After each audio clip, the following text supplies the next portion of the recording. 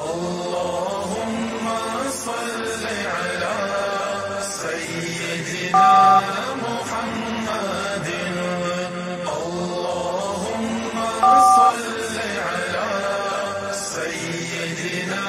محمد بسم الله الرحمن الرحيم والصلاة والسلام على سيد الأنبياء والمرسلين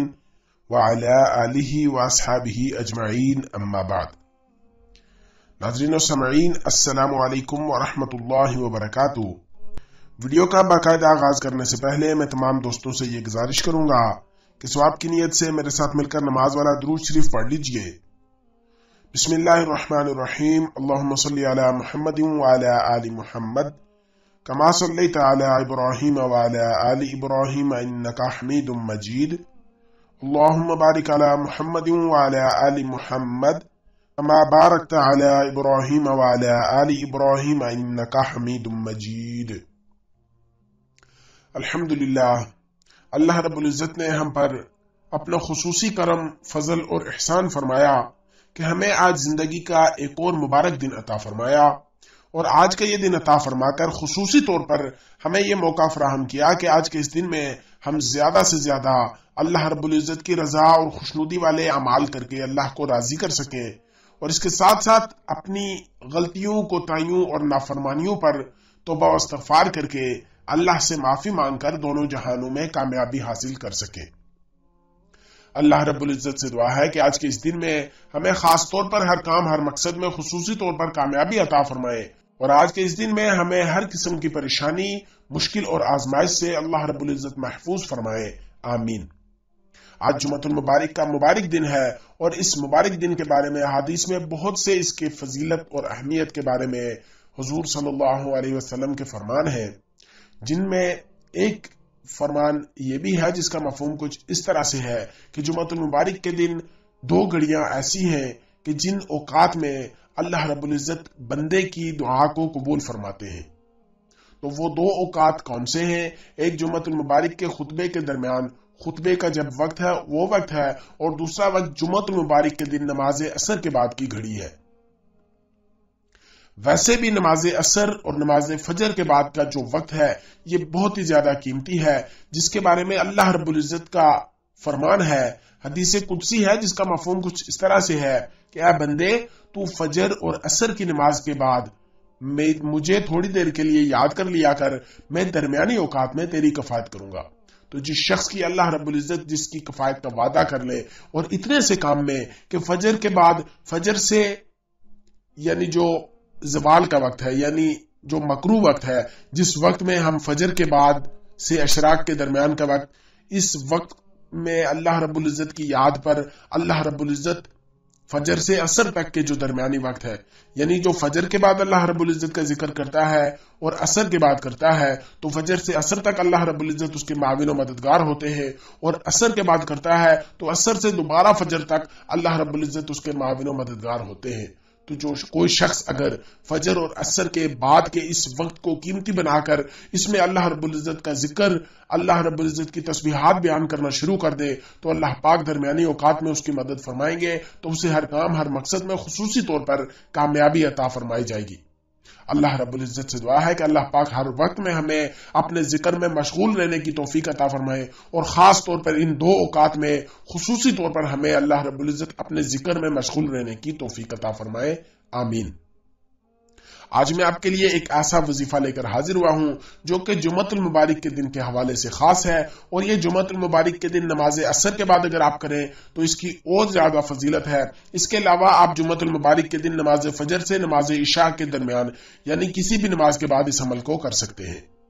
عمل نہایت ہی آسان ہے، نہایت ہی آزمودہ عمل ہے، اور یہ عمل قرآن پاک پارہ نمبر 30 سورۃ الکوثر کا خاص عمل ہے۔ اس عمل میں آپ نے یعنی پورے دن میں نماز فجر سے نماز عشاء تک آپ نے سورۃ الکوثر کی تلاوت کرنی ہے، اور سورۃ الکوثر کو آپ نے 90 مرتبہ پڑھنا ہے۔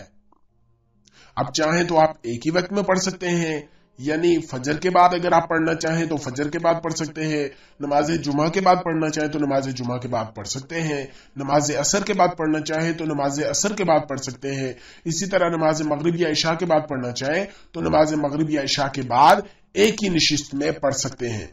لیکن اگر آپ کام کاج روزگار پر بھی آپ نے جانا ہے، آپ کے پاس اتنا وقت نہیں ہے کہ ایک ہی وقت میں آپ پڑھ سکیں، تو آپ نماز فجر کے بعد تھوڑی مقدار میں پڑھ لیں. اسی طرح نماز جمعہ کے بعد تھوڑی مقدار میں، عصر، مغرب، عشاء، پانچوں نمازوں کے بعد تھوڑی تھوڑی مقدار میں کر کے جمعۃ المبارک کے دن میں آپ نے 90 کی تعداد میں اس عمل کو مکمل کرنا ہے. آپ نے کرنا یہ ہے کہ نماز فجر اور نماز عصر کے بعد آپ اگر عمل کر رہے ہیں تو فوری طور پر اس عمل کو سٹارٹ کریں، اور اگر اس کے علاوہ نماز جمعہ، مغرب یا عشاء کے بعد اس عمل کو کر رہے ہیں، بے شک آپ ایک ہی وقت میں کر رہے ہیں یا تھوڑا تھوڑا کر کے نمازوں کے بعد کر رہے ہیں، تو بھی عمل سے پہلے نماز جمعہ، مغرب اور عشاء کے بعد عمل کرنے سے پہلے 2 رکعت نماز نفل صلاۃ الحاجت کی نیت سے لازمی پڑھیں، اور عصر اور فجر کے بعد فوری بعد آپ نے اسی طرح وہیں جائے نماز پر بیٹھ کر بنا کسی سے بات کیے، بنا اپنی جگہ سے اٹھے،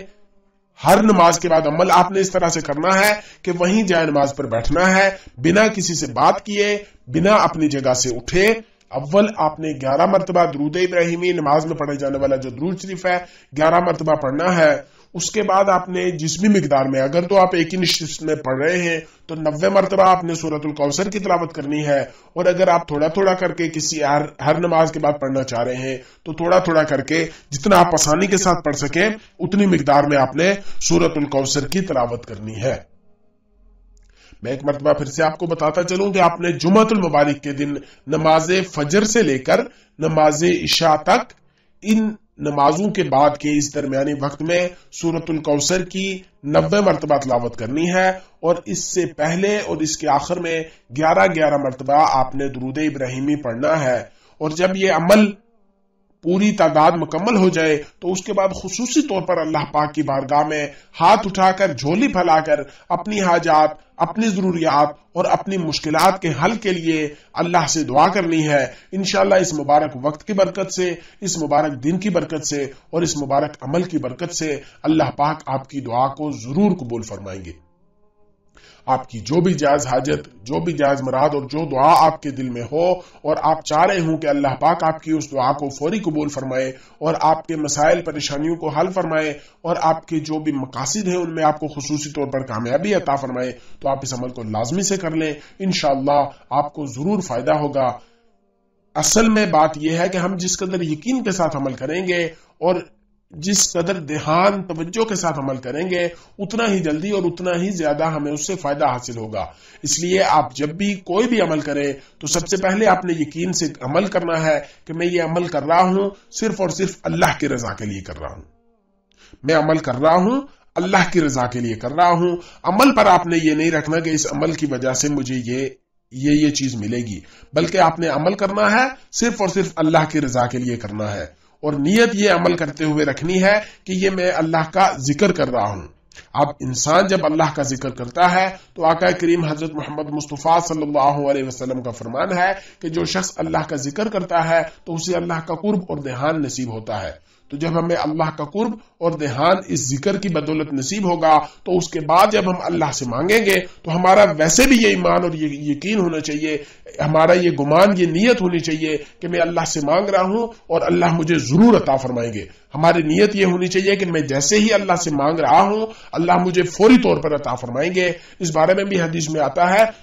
کہ اللہ سے اس یقین سے مانگو کہ میں اللہ سے جو مانگ رہا ہوں وہ اللہ مجھے فوری طور پر عطا فرمائیں گے. اور اس کے ساتھ ساتھ اللہ سے مانگتے ہوئے اللہ کی طرف پوری توجہ اور پورے دھیان سے اپنے آپ کو پیش کرو، پوری توجہ اور پورے دھیان سے اللہ سے مانگو تو اللہ پاک ضرور عطا فرمائیں گے. تو آپ نے ایک یہ کرنا ہے کہ جب بھی کوئی بھی عمل، کوئی بھی وظیفہ کرے تو اس کی نیت آپ کی یہ ہو کہ میں یہ اللہ کا ذکر کر رہا ہوں اور اللہ کی رضا اور اللہ کی خوشنودی اور اللہ کا قرب حاصل کرنے کے لیے یہ وظیفہ، یہ عمل میں کر رہا ہوں.